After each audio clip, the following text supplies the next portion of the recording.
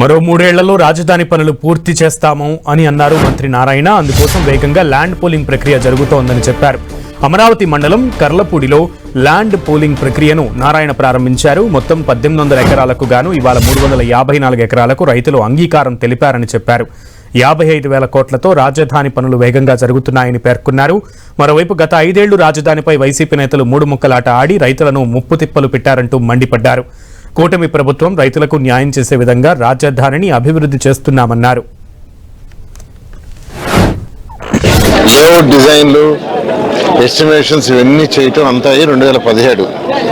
అయితే కేవలం 2017 చివర, అంటే దాదాపు ఎలక్షన్స్గా 1 year 2 months ముందు అయితే ప్రభుత్వం మారటం, గత ప్రభుత్వం 3 ముక్కలు ఆటాడి రాజధాని ఎక్కడ లేకుండా చేయటం, రైతు సోదరులు ఇబ్బంది పెట్టడం ఇవన్నీ తెలిసిందే. ఈరోజు యాక్చువల్గా కర్లంపూడి, లేమల్లె ఈ 2 కర్లపూడి, లేమల్లె ఈ కర్లపూడి దాంట్లో ఉన్న ల్యాండ్ మొత్తం తీసుకుంటే ఇది 1800 ఎకరాలు.